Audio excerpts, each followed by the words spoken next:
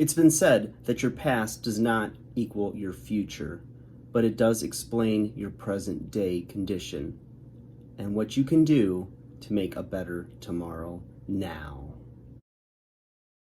Hey guys, welcome back to 5nothing100nothing.com. I am Fugget.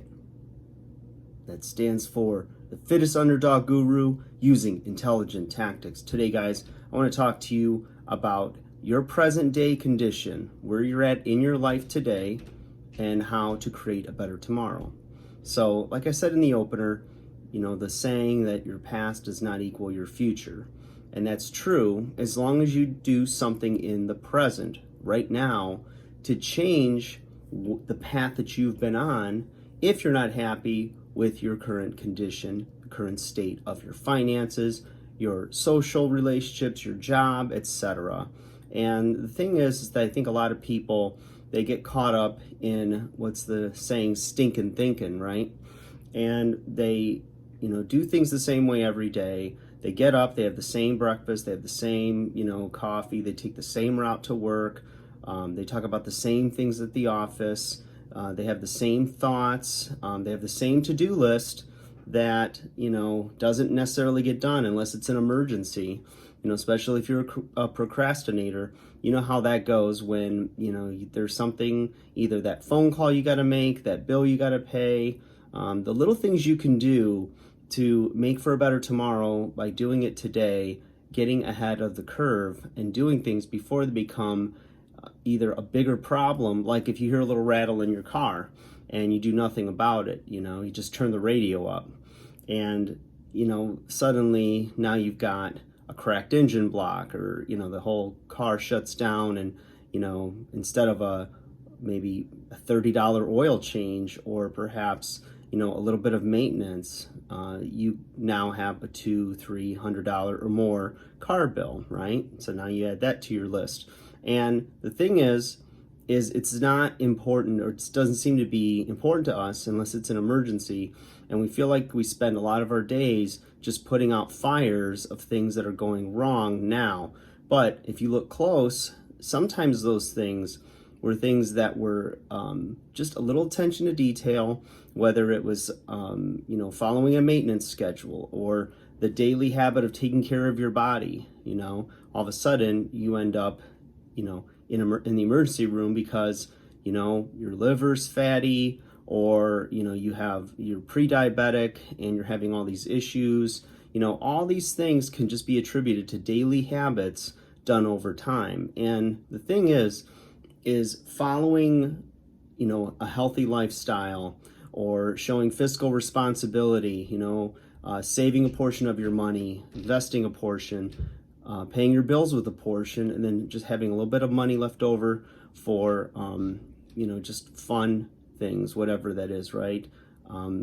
Disposable income it's routine, and it gets a little bit monotonous. But if you can set up those habits and you can live by those things more days than not, then your future is going to look a lot brighter.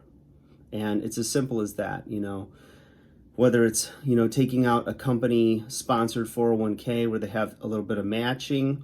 And I remember years ago when I did that, and I let them take as much as they could.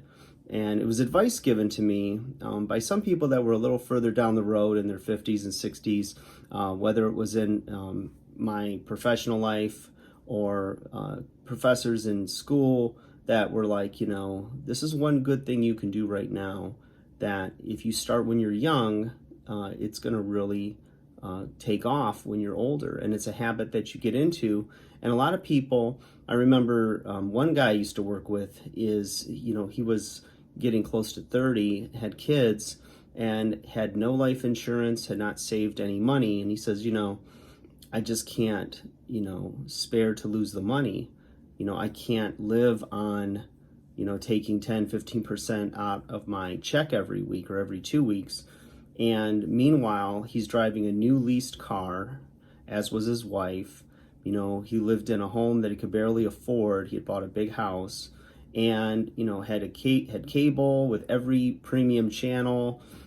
had everything, had really nice clothes. And I'm thinking, you just choose not to worry about your future because it's not immediate gratification. It's like he wanted to enjoy the spoils of, his income when it came in, and that's just a choice he made. But he didn't look at it that way. He just looked at it as, I want to do all these things, but I want to be able to afford, having a backup plan and investing in my future, but just wouldn't take the steps to do it. Even when approached like it was fitness, and I told him, I said, you work out every day, you eat really well, you do all these things to take care of yourself, but you're not taking care of your financial health or your financial future.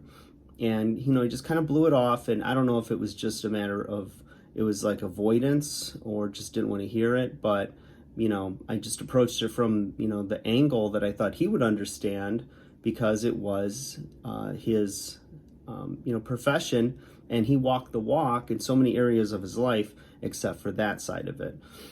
Sometimes that happens in our relationships where, we neglect our mate for so long, and then we wonder why, they are emotionally detached from us, why they want to break off from us, why they're not there emotionally when we need them. And, we want to look back and see that we were the good, like when you have a breakup, you look back and you say, I was such a good boyfriend, girlfriend, and they were just awful. I mean, it's most of our stories. How many people really will say, these are the mistakes I made, and that person, did all these things and I didn't do these things. It's usually the other way around, if we're being honest. And, I think that's just the way for us to justify our decisions, as well as wanting to look like the good guy. Because those people that, we're talking bad about or down about are usually, hopefully, no longer in your life. That's another thing. When you have exes, they don't need to be poking around all the time. They're not your friends anymore, and you don't go have coffee with them and lunch and all this other stuff. I just see that as disrespectful to your current partner. But that's me.